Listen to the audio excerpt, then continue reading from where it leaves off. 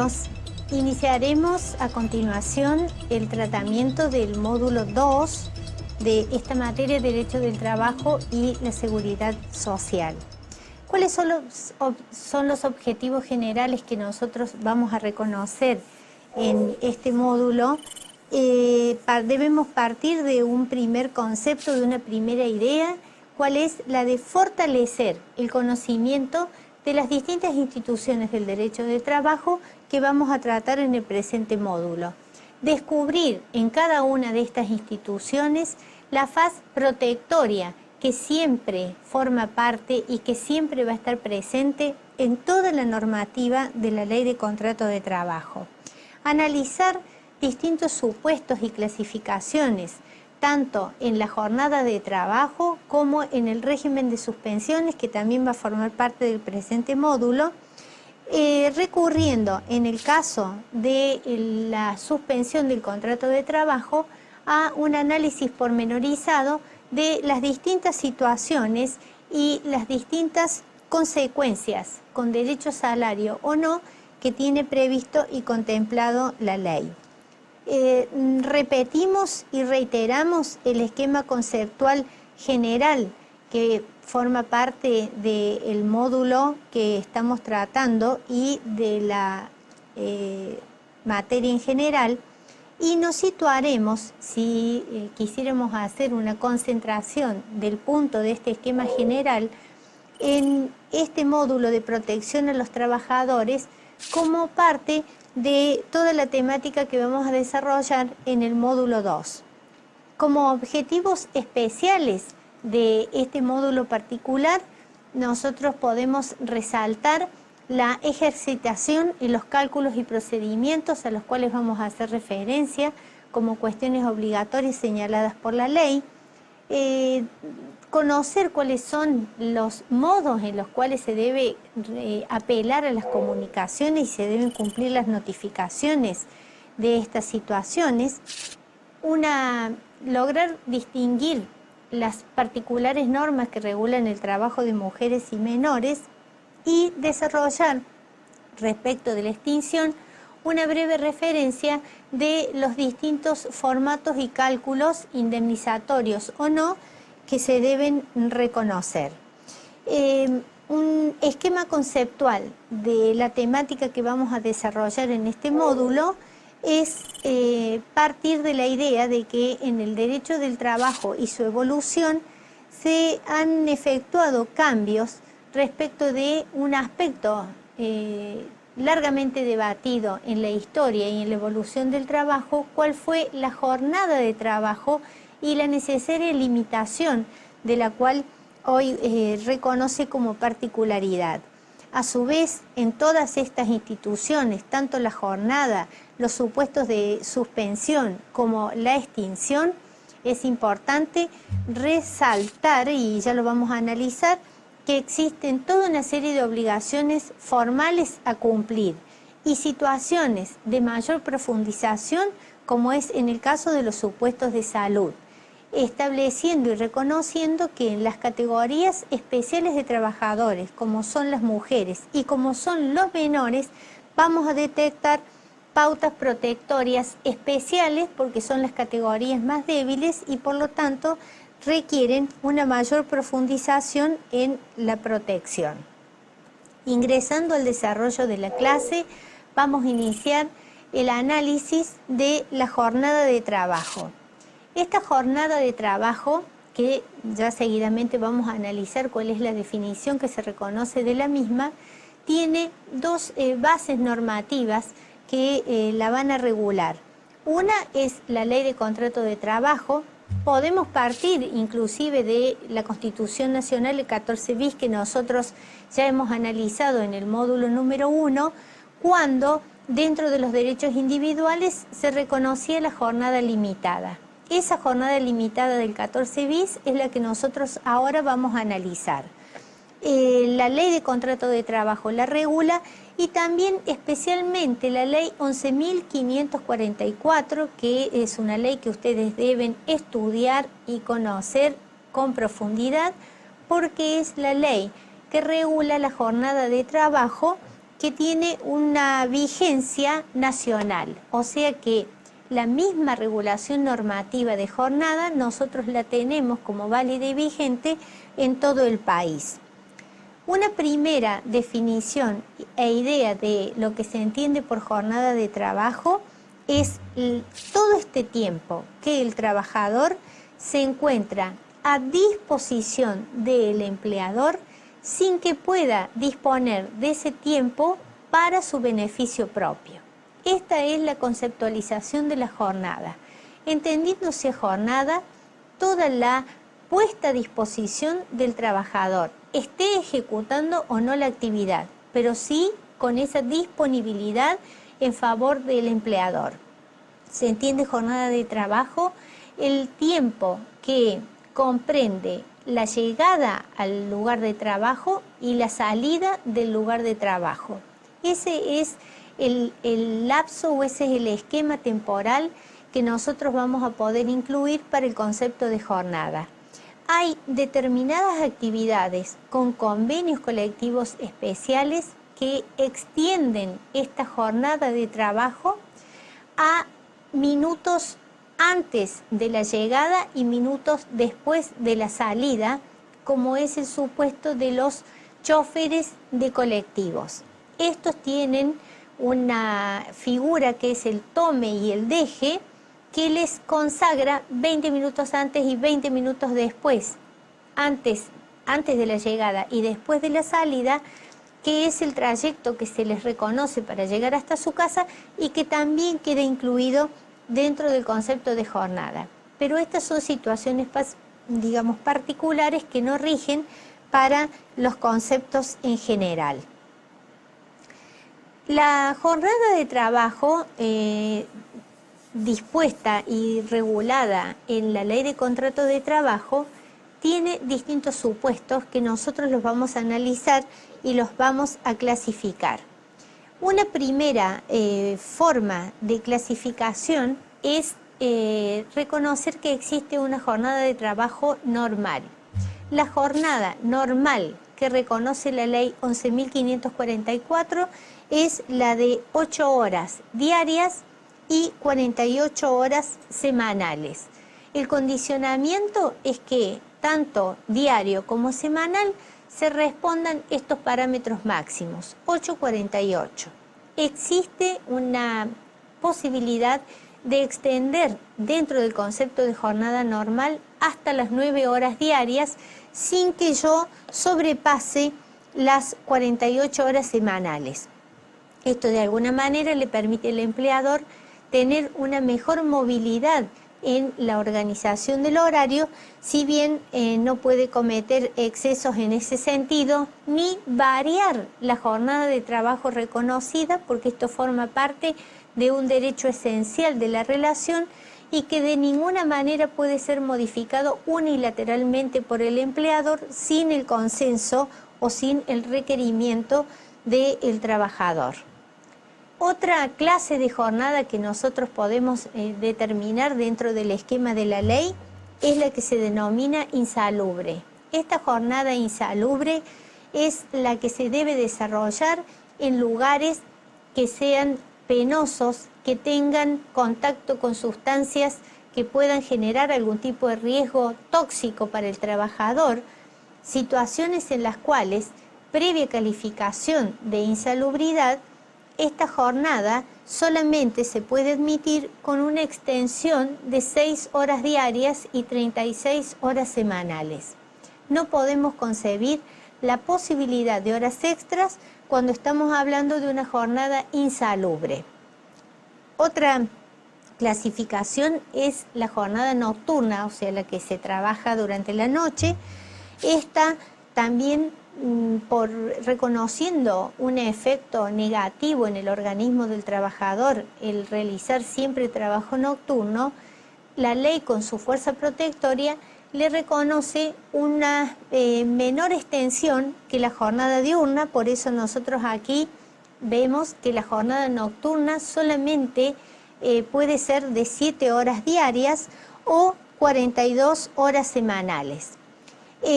Respecto de la hora diurna, ustedes la van a reconocer dentro del espacio entre las 6 y las 21 horas. En el caso de la jornada nocturna, entre las 21 y las 6 horas de la mañana. Hay categorías de trabajadores, como en el caso de los menores, que tienen especialmente prohibido el cumplimiento de jornada nocturna, como así también el cumplimiento de una jornada de 8 horas, siendo que para los menores de 16 a 18 años solamente se puede establecer una jornada de 6 horas y 36 semanales, por supuesto. Esta jornada, este esquema de jornada normal, tiene previsto, en el caso que así lo admita el trabajador, la posibilidad de cumplir horas suplementarias, o sea, horas que están por encima o que exceden la jornada normal de trabajo. Existe la posibilidad de cumplir estas horas suplementarias en la medida que el trabajador lo acepte. No se le puede obligar que cumpla con horas suplementarias, salvo si supuestos especialmente establecidos por la ley, en el caso de algún auxilio extraordinario, en el caso de alguna catástrofe, o sea, circunstancias extraordinarias que demanden ese deber de colaboración del empleado aún por encima de la jornada normal. Salvo estos supuestos, no es obligatorio que el trabajador cumpla horas extras. Si lo acepta, lo puede realizar. En este caso, las horas extras tienen también un límite que está regulado por un decreto normativo. Este límite es que dentro del día no se pueden realizar más de 3 horas extras, dentro del mes 30 y dentro del año 200 horas extras. Estos son los límites máximos. Su transgresión puede generar algún tipo de sanción o bien que el trabajador se considere injuriado y colocarse en situación de despido. Cuando hablamos de horas extras, también tienen un impacto en el pago del salario proporcional a estas horas suplementarias. Este es un salario que se va a incrementar en función de la hora extra y tienen dos formas de ser calculados según el momento en el cual se cumplan las horas extras. Si estamos hablando de tiempo suplementario que se realice de lunes a viernes o de sábado hasta las 13 horas, tiempo que se considera como tiempo normal u ordinario, esta hora extra se va a liquidar adicionando un 50% al valor de la hora normal. En el caso que la hora suplementaria yo la realice tanto en sábado después de las 13 horas como en domingos, que son los días que la ley me reconoce para descansar, o en feriados, el pago de estas horas extras se va a realizar sumando a la hora normal un 100%, o sea, el doble de la hora normal se va a liquidar como hora extra en el caso de trabajo en este tiempo de descanso o feriado. Es importante que ustedes tengan en cuenta para saber cómo llego al cálculo de la hora que en el caso de trabajadores mensualizados, ustedes deberán tomar la mensualidad o todos los conceptos remuneratorios, dividirlo por 200 y tendrán la unidad que es la hora normal. A esa hora normal le van a sumar el 50 o el 100%. En el caso de los jornalizados, como tenemos siempre la referencia del valor hora, a ese valor hora le van a aplicar el agregado del 50 o del 100%. Terminada esta explicación, vamos a hacer una breve interrupción para luego retomar la clase.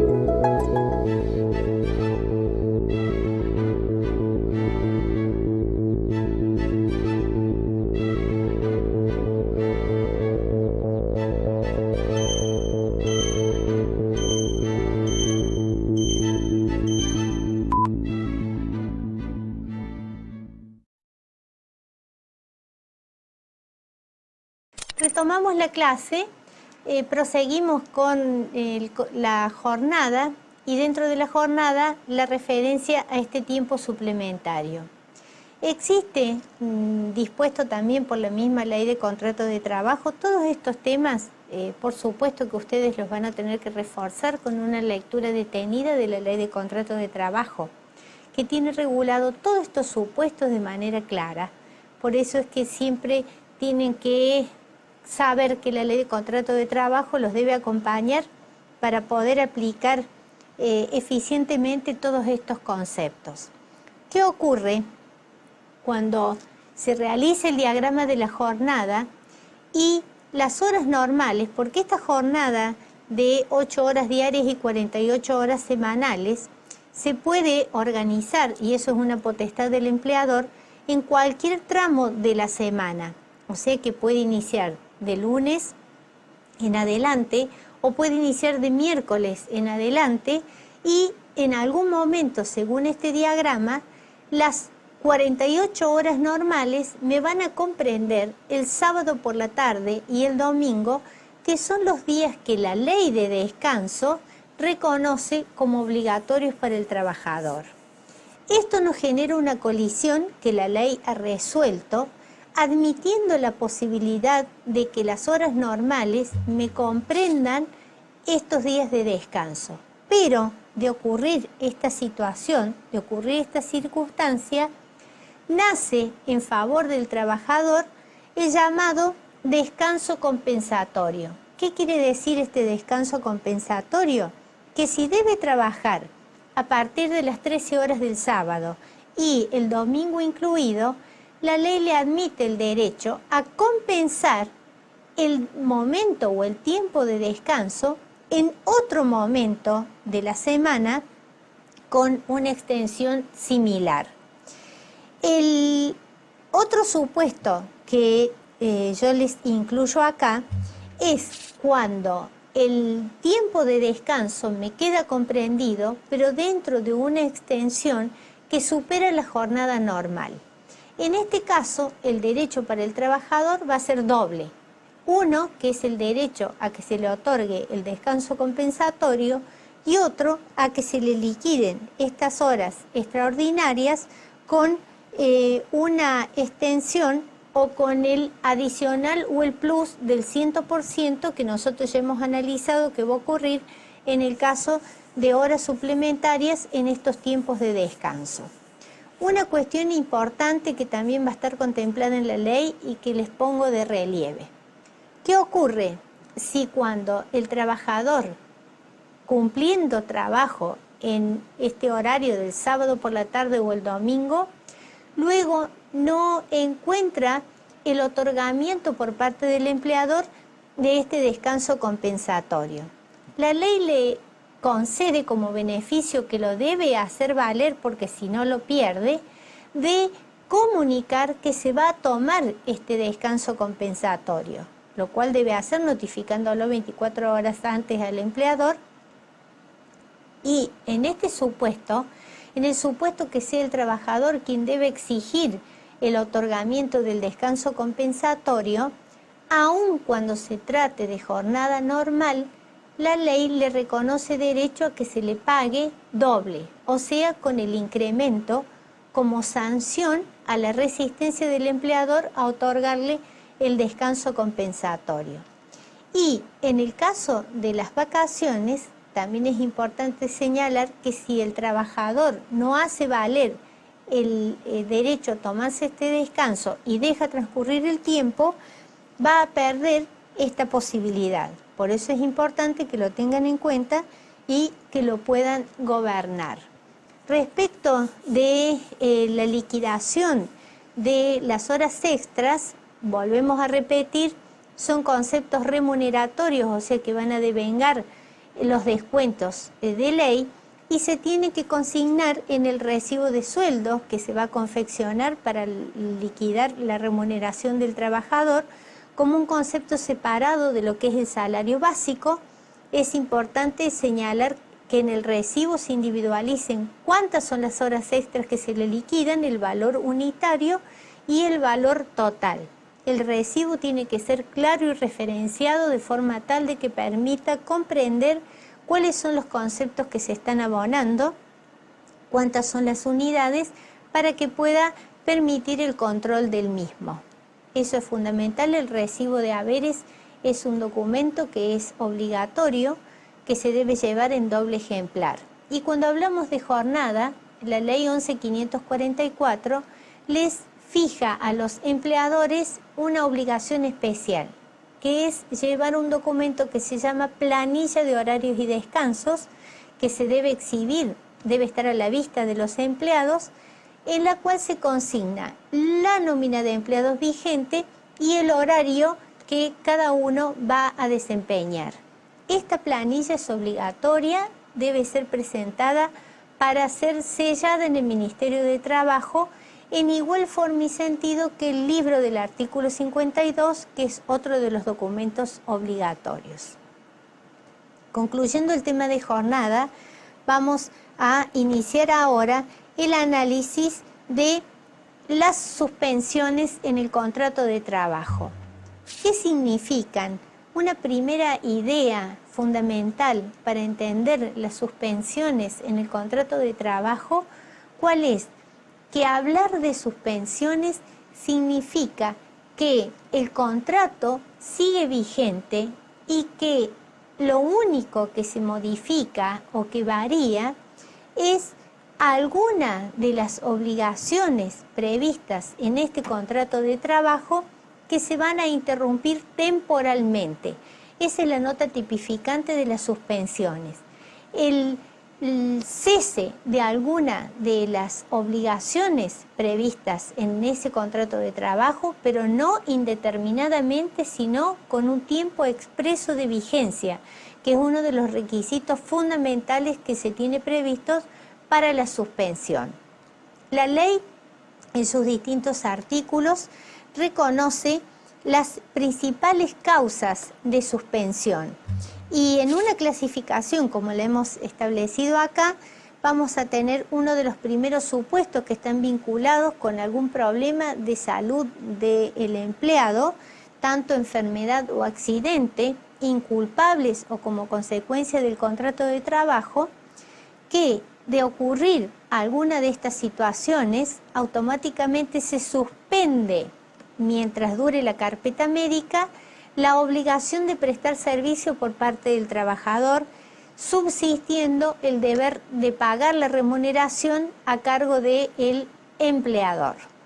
En el caso de las suspensiones por causas disciplinarias, acá estamos reconociendo como antecedente una violación o un incumplimiento de los deberes que la ley impone al empleado, o un incumplimiento de las normas que el reglamento interno de la empresa tiene previsto.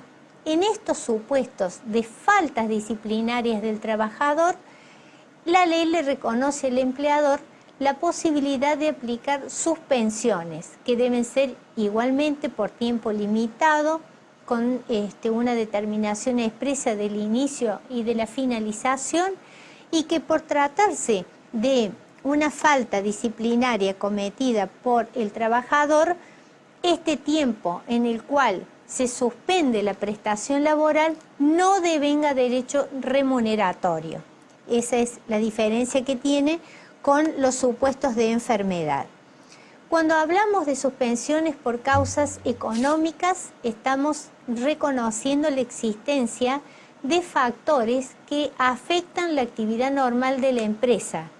Esta crisis económica de la empresa, en determinados supuestos que están especialmente regulados, pueden habilitar la posibilidad de aplicar suspensiones a los trabajadores, en algunos casos sin goce de haberes y en otros con un reconocimiento de sumas especiales que no serán remuneratorias, pero que de alguna manera se pactan con la representación sindical para no afectar ese derecho de subsistencia del trabajador.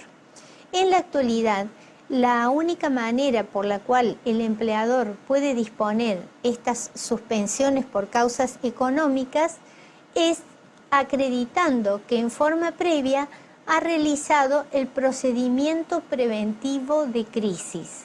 Les reitero, este procedimiento preventivo de crisis es un procedimiento que la ley 24.013, ley de empleo, que está vigente en nuestro país, tiene regulado dentro de su normativa como paso previo para el empleador para que recién después de haber concluido este procedimiento preventivo de crisis pueda disponer de suspensiones o despidos por causas económicas.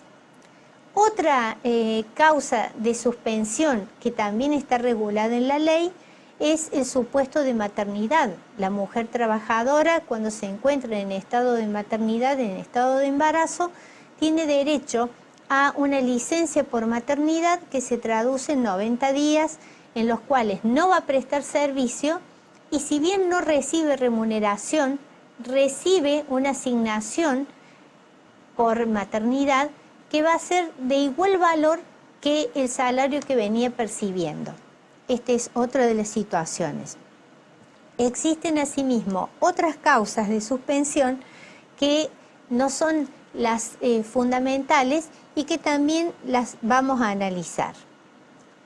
Ingresando a un mayor desarrollo o tratamiento de la causa disciplinaria, que es uno de los supuestos que mayor debate y mayor discusión ha generado, como también mayor casuística, nosotros podemos reconocer que existen dos grandes formas de suspensión disciplinaria que se reconoce y se admite. Una que es el llamado apercibimiento y otra que es la suspensión propiamente dicha.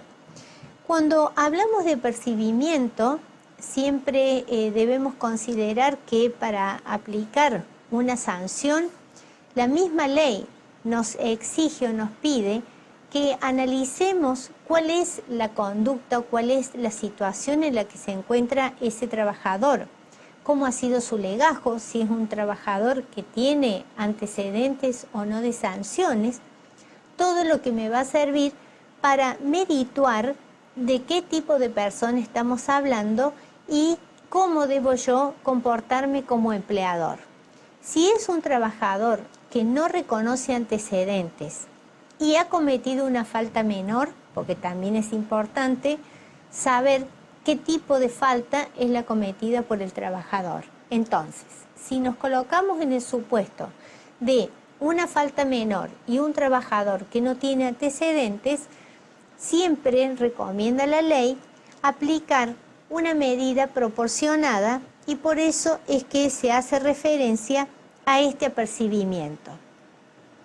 Tanto el apercibimiento como la suspensión los tenemos que instrumentar por escrito. Debe haber una comunicación formal y expresa que disponga la notificación de esta sanción. En el caso del apercibimiento, por supuesto que va a quedar una copia de esto en el legajo, pero no genera otro tipo de efectos que la toma de el razonamiento por parte del trabajador, la toma de conciencia del error que ha cometido y la intención de que a partir de este apercibimiento pueda corregir su conducta. Siempre las sanciones y las suspensiones tienen una finalidad correctiva, que eso es el aspecto importante que se debe considerar. Y luego, sí, estamos haciendo referencia a la suspensión. La suspensión tiene dos grandes efectos. Uno, que el trabajador no debe concurrir a trabajar. Se debe notificar por expreso. En el caso de la suspensión es muy importante que sea claramente identificada la inconducta del empleado que ha dado motivo a esta sanción. Esto debe estar consignado en la notificación o comunicación para que el empleado lo pueda controlar y puede ejercer su propia defensa. De cualquier manera, la misma ley o el mismo sistema normativo establece pautas que deben ser respetadas para que pueda ser calificada como válida o legítima esta suspensión. Estas 3 pautas son las que nosotros tenemos consignadas acá, que hacen referencia a la razonabilidad, a la proporcionalidad y a la contemporaneidad. Cuando hablamos de razonabilidad, estamos haciendo referencia a este presupuesto de análisis previo que debe hacer el empleador para que, tomando en cuenta los antecedentes del empleado, pueda aplicar una medida que sea valorizada con fines correctivos por parte del trabajador. Luego tenemos esta proporcionalidad y la contemporaneidad que las podremos desarrollar luego de este corte que iniciamos en este momento.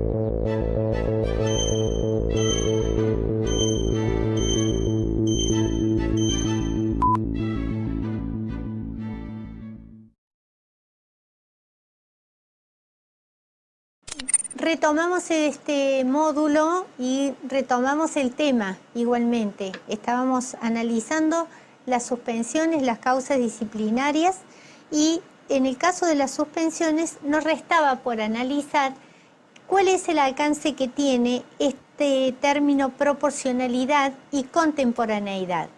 Cuando hablamos de proporcionalidad estamos haciendo referencia a el equilibrio que debe existir entre la gravedad de la falta y el impacto de la sanción. Un ejemplo práctico para que ustedes mejor lo comprendan es que si yo tengo un trabajador sin antecedentes que me llega un día tarde, de ninguna manera este postulado de la proporcionalidad me va a permitir que yo le aplique una suspensión de 5 días, porque existe un exceso en la sanción. Entonces, este es otro de los postulados. Y el de la contemporaneidad, que significa que si existe una falta, yo inmediatamente debo comunicar y debo aplicar la sanción. No puedo dejar transcurrir un tiempo excesivo porque debe entenderse como que ha sido consentida o perdonada esta falta. Por ello, también es fundamental. Concentrándonos en los requisitos de la suspensión, por supuesto que acá yo les incluyo cuál es el artículo que regula este supuesto. Es fundamental que se encuentre presente una justa causa para suspender, justa causa que tiene que estar descrita en la notificación, debe tener un plazo fijo, que esto es otro de los requisitos que tiene la ley. Yo debo notificar que queda suspendido de tal día a tal día. Muy claro el comienzo y el final. Y la notificación por escrito, que ya lo hemos planteado como necesaria.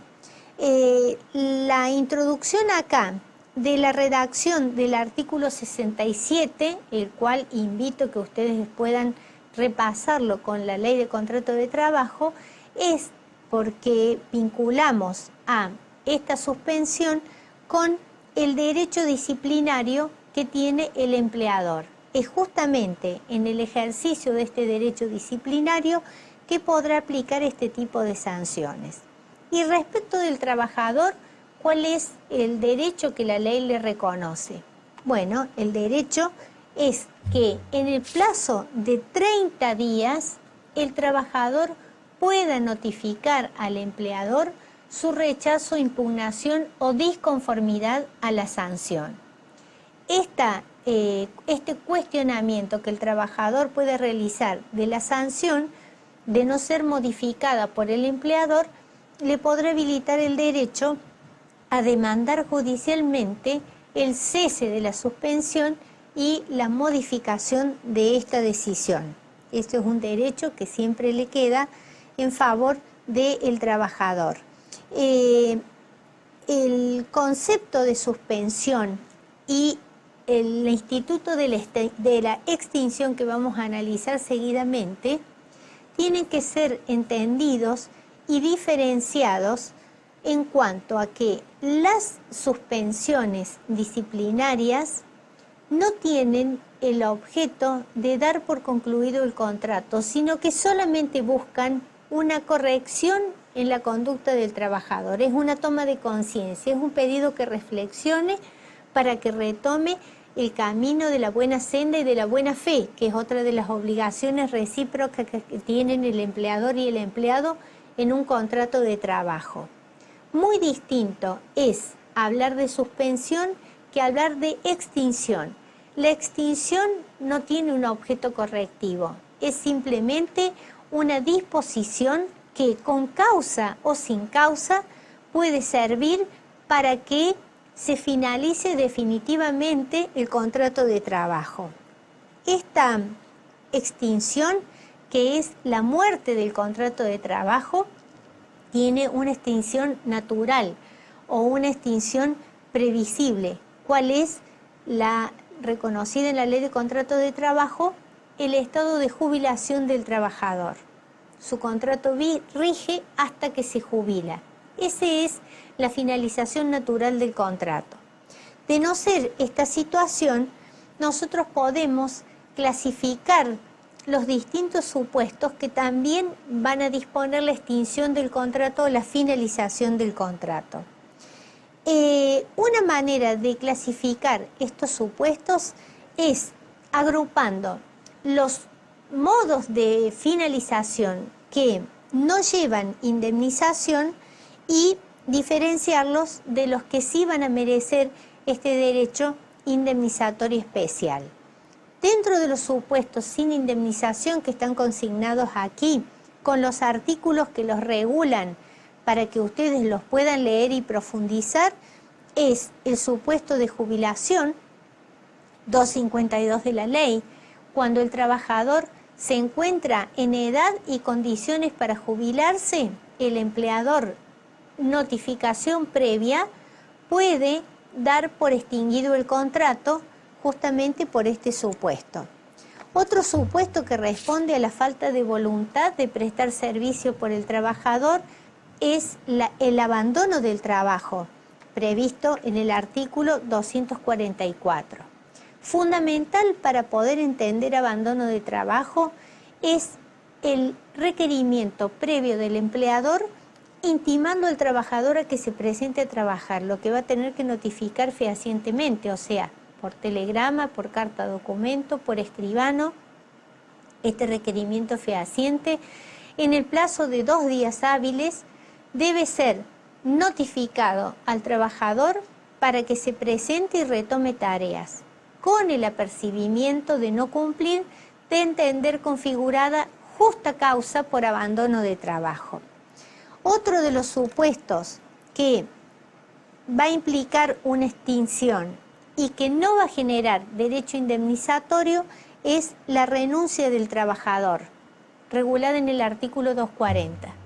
¿Qué quiere decir la renuncia? Es el acto unilateral emanado del trabajador que decide voluntariamente poner fin a esa relación de trabajo. El 240 les marca los requisitos para dar validez a la renuncia. Debe ser personal, o sea que el trabajador personalmente debe concurrir al correo con su documento y libre y voluntariamente emitir el telegrama en el cual dispone su renuncia. Este supuesto no genera vocación indemnizatoria. Otro modo de extinción es el despido con justa causa previsto y regulado en el artículo 242 de la Ley de Contrato de Trabajo. Aquí estamos ante un hecho que debe ser considerado como injuria grave, que no permita y no consienta la continuidad del contrato y que, de probarse la existencia de esa justa causa, determinará la extinción del contrato sin obligación indemnizatoria. Otro supuesto, en el caso de modos de finalización, es el supuesto de vencimiento o decisión de poner fin al periodo de prueba. ¿Qué es este periodo de prueba? ¿A qué estamos haciendo referencia? A esos primeros 3 meses que en un contrato indeterminado la ley admite que se los califique o caracterice como periodo de prueba. Por supuesto, estamos hablando de una relación debidamente registrada y regularizada. Una vez que nace esa relación, que se le da alta en AFIP, que se le inscribe en el libro del artículo 52, se inicia este periodo de prueba con vigencia de 90 días. Dentro de ese plazo, el empleador puede, sin causa, notificar que ha decidido extinguir el periodo de prueba. Este supuesto, ustedes acá tienen la cita del artículo 92 bis, el párrafo cuarto, habilitará extinción del contrato sin obligación de abonar indemnización. Única obligación en el caso de fin del periodo de prueba es preavisar 15 días antes. Esa es la obligación que tiene el empleador. Pasamos ahora al segundo grupo de los supuestos de extinción del vínculo que sí generan derecho indemnizatorio. En estos supuestos nos vamos a encontrar con el despido sin causa, regulado por el 245, o sea, la notificación de la voluntad del empleador de poner fin al contrato sin causa ni motivo. Aquí se da el supuesto de la protección contra el despido arbitrario que regula el artículo 14 bis, al cual hicimos referencia en módulos anteriores.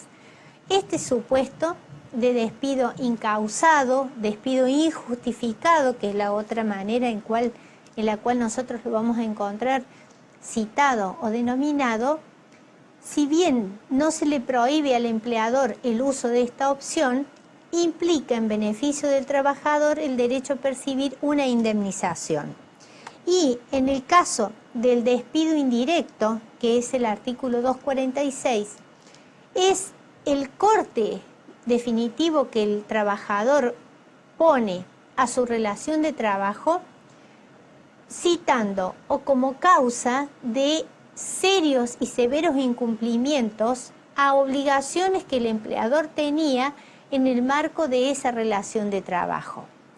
Cuando el empleador genera actos que son provocativos o que violatorios de alguna de sus obligaciones, la ley le da al trabajador este derecho a considerarse en situación de despido indirecto, lo cual no le hará perder la vocación o el derecho a percibir su indemnización. Otra manera de clasificar los supuestos de extinción es de acuerdo a el volumen indemnizatorio que se va a percibir. En este caso, ustedes van a tener que trabajar, y también recomiendo expresamente la lectura, con 2 artículos fundamentales, el 247 y el 245. El artículo 245, que es la indemnización por antigüedad, y el artículo 247, que es una indemnización reducida, o sea, la indemnización por antigüedad reducida en un 50% es la contemplada en el artículo 247. Supuestos de extinción del vínculo con indemnización reducida es en el caso de una extinción por causas económicas, o sea, cuando falta o se disminuye el trabajo ostensiblemente que obligue a disponer despidos. Recuerden que siempre se va a requerir como paso previo el procedimiento preventivo de crisis a cargo del empleador. Cuando existe fuerza mayor que deba, por ejemplo, el terremoto, este terremoto que ha ocurrido en Chile es un caso de fuerza mayor que determinará la imposibilidad de continuar con los contratos de trabajo y que supuestos como tales solo se genera un derecho a una indemnización reducida. Los supuestos de muerte del trabajador también ponen fin al contrato con derecho a los herederos o causavientes a percibir una indemnización reducida al 50%. Y los supuestos de muerte del empleador que no permitan la continuidad de la empresa a cargo de sus herederos o terceras personas, también extinguirá el vínculo con derecho a una indemnización reducida. Y aparte del supuesto de indemnización normal, que es el 245, también hay otros supuestos que consagran, en este caso, indemnizaciones agravadas, o sea, mayor importe indemnizatorio. Son los supuestos en que se despide con la presunción de que tiene por causa la maternidad de la trabajadora, en cuyo caso se abona todo el esquema normal del despido, más un año de remuneraciones contemplado especialmente por la norma. El supuesto de despido por causa de matrimonio es igualmente sancionado con la estructura de indemnización completa más un año de remuneraciones. Y en el caso de un despido discriminatorio, o sea, cuando se separa en el tratamiento laboral a una persona de otras y se la despide pudiendo probarse que es por causas de discriminación especialmente previstas en la ley, conforme el artículo 213, también aquí será un supuesto en el cual la indemnización recibirá un agravamiento, con la consecuencia en los supuestos de despido discriminatorio de que a las indemnizaciones tarifadas de la Ley de Contrato de Trabajo también se le podrá adicionar un reclamo por daño moral, conforme la norma civil, por el grave daño moral que una situación como esta le trae aparejado al trabajador.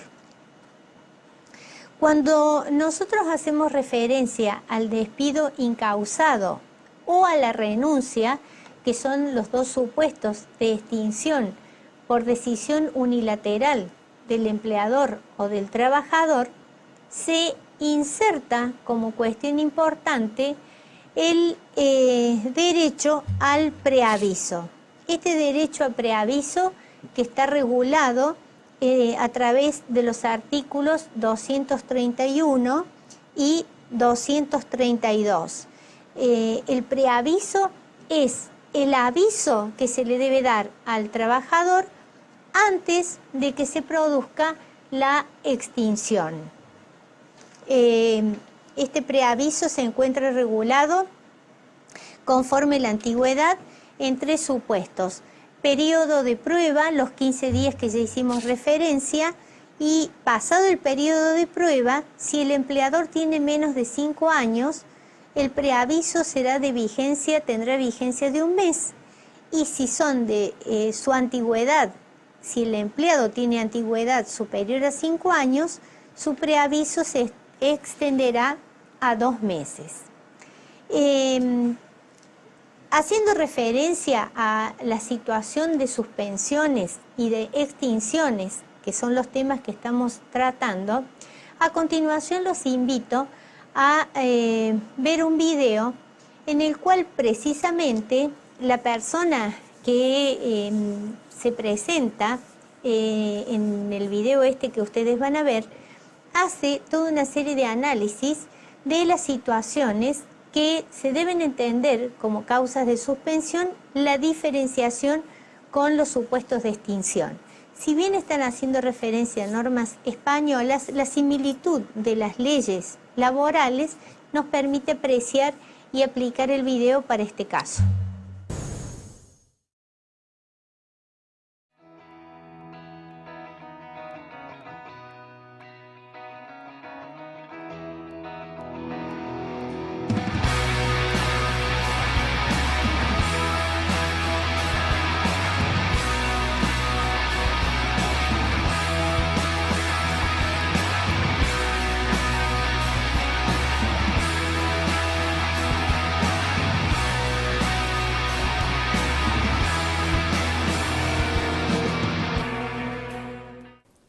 La suspensión o extinción del contrato son conceptos diferentes. Una cosa es que te despidan o te despidas tú mismo de un puesto de trabajo, situación en la que deja de existir una relación entre empresa y trabajador, y otra muy diferente es que solicites una suspensión por una determinada circunstancia personal.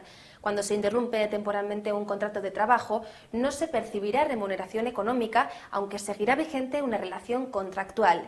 Veamos en qué circunstancias se puede suspender el contrato.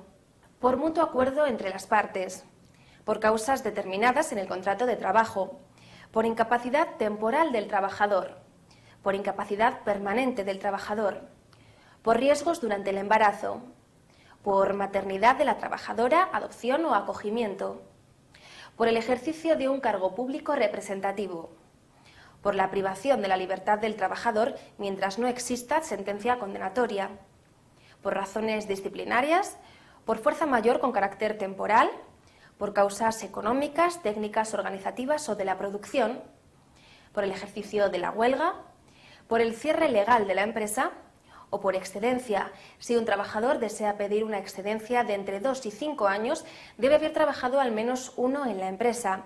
A la vuelta, no se le reconocerá el derecho a la reserva del puesto de trabajo, sino que tendrá preferencia cuando haya una vacante. Por otro lado, la extinción del contrato significa la finalización de cualquier tipo de relación laboral entre la empresa y el trabajador. El despido suele notificarse por escrito, deben explicarse las causas que lo motivan y la fecha en la que se hará efectivo.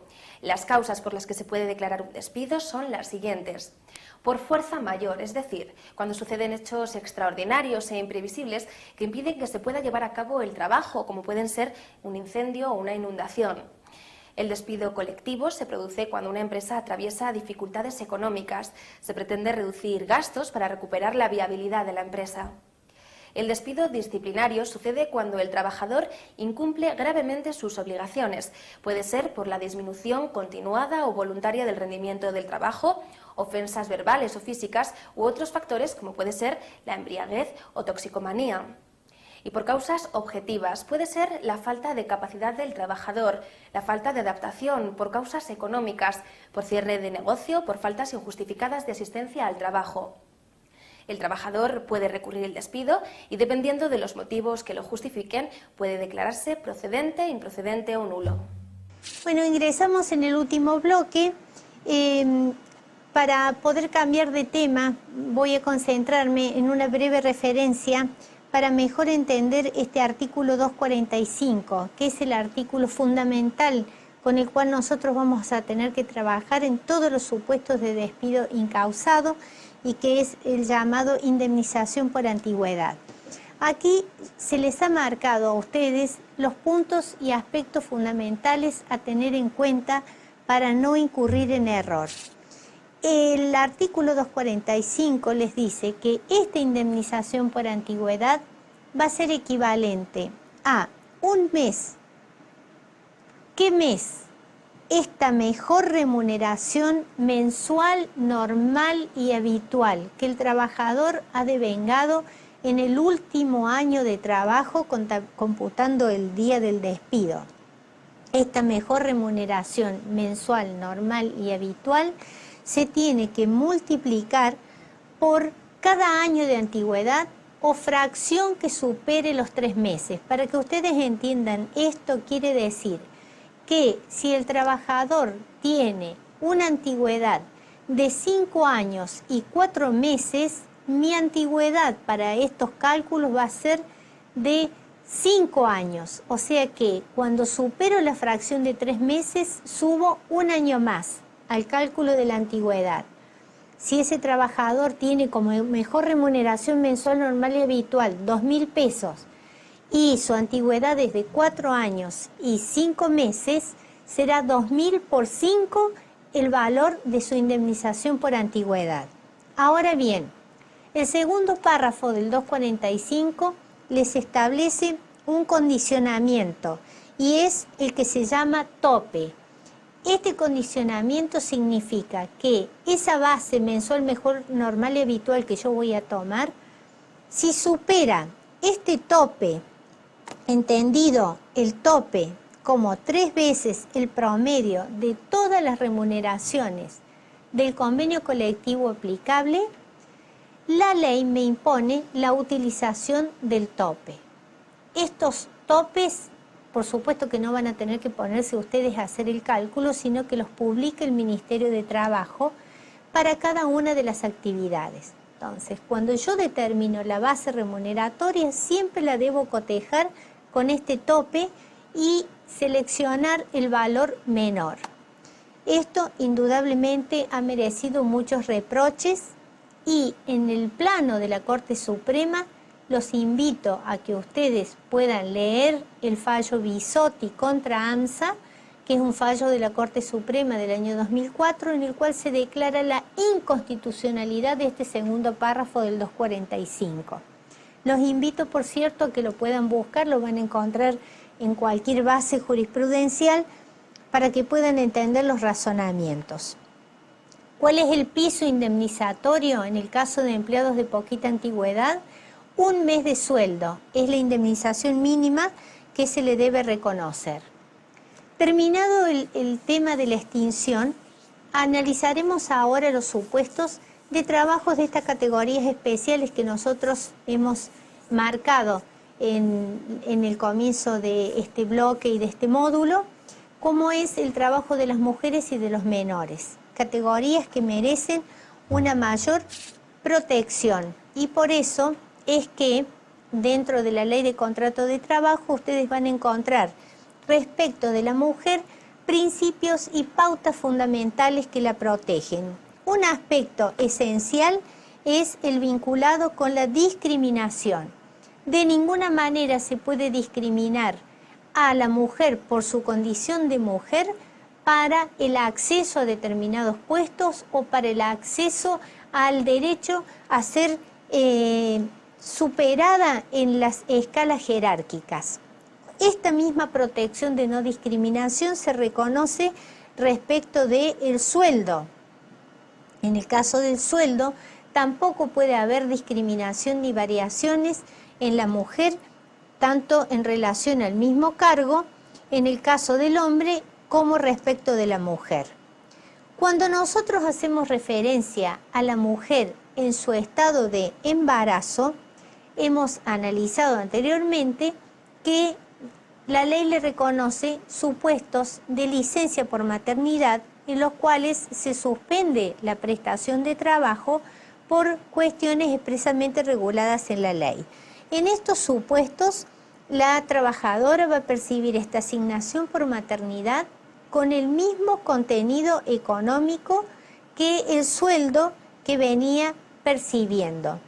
Otro efecto importante durante todo el tiempo de su embarazo, que debe ser notificado expresamente al empleador con un certificado que así demuestre su estado de embarazo, le genera un derecho a estabilidad laboral plena temporaria. Este es uno de los supuestos en los cuales de ninguna manera se admite el despido de la trabajadora cuando se encuentra en este plazo de la licencia.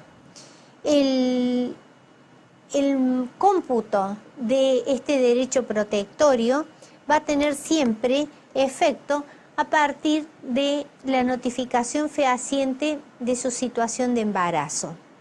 Durante la licencia por maternidad, como estamos hablando de un periodo en el cual se introduce la seguridad social para el pago de esta asignación por maternidad, que son los 90 días, es importante, y acá se lo marcamos, que ustedes excluyan este tiempo para el cómputo del sueldo anual complementario, porque estos 90 días en los cuales se percibe asignación por maternidad no tienen naturaleza remuneratoria.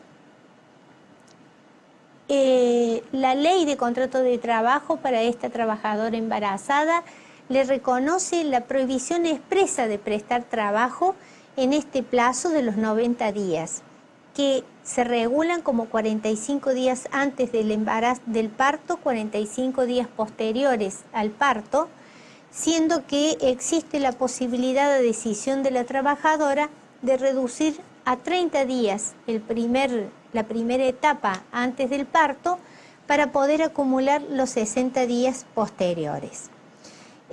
Ratificamos que la notificación de su estado de embarazo se tiene que realizar con un certificado médico, que ya lo hemos dicho, donde se acredite su estado de embarazo, certificado que deberá ser presentado al empleador, siempre con el derecho a el mantenimiento de su puesto de trabajo.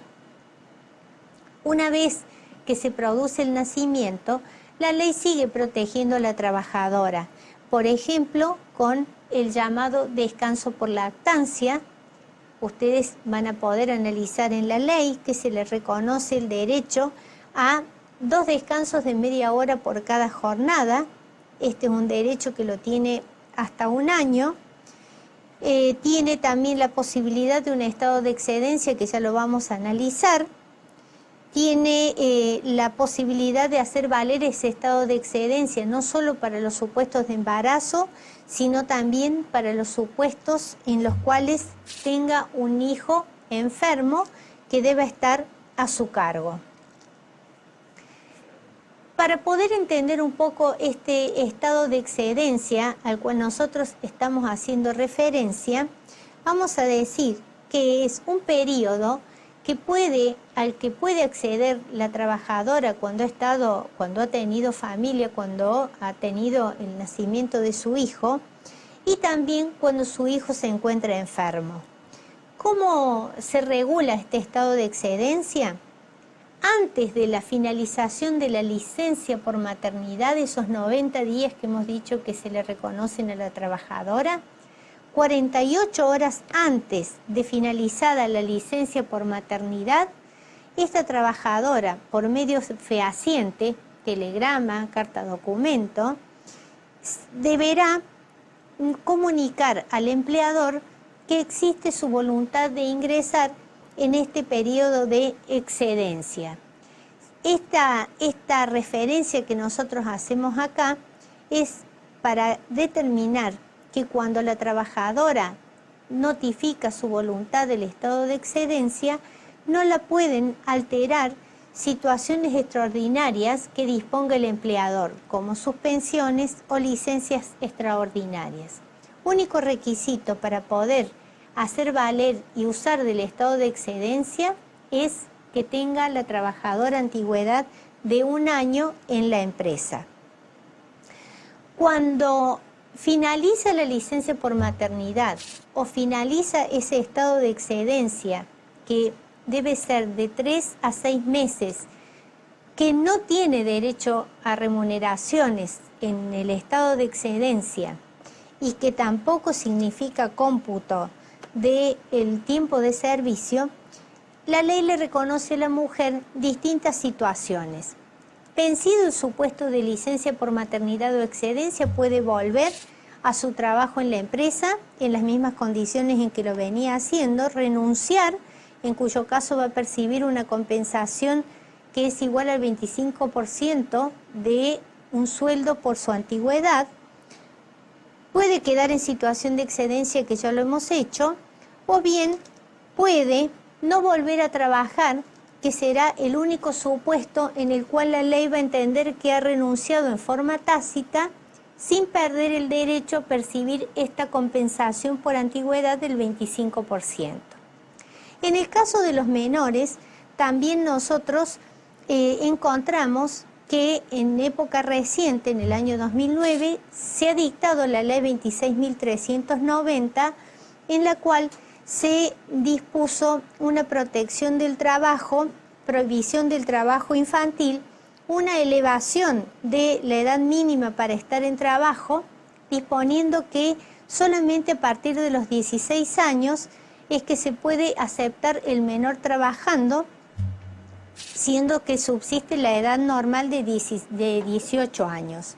Subsiste el derecho para estar en juicio, el derecho a igual remuneración. Ya hemos dicho que los menores no pueden realizar trabajo nocturno, ni tampoco pueden realizar trabajo penoso, que su jornada es una jornada reducida de 6 horas.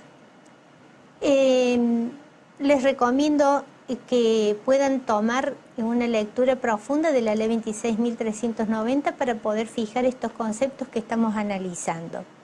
Y respecto de los accidentes y enfermedades inculpables, que como ya lo hemos analizado es un supuesto de suspensión, podemos decir que su regulación la encontramos en el artículo 208 al 212.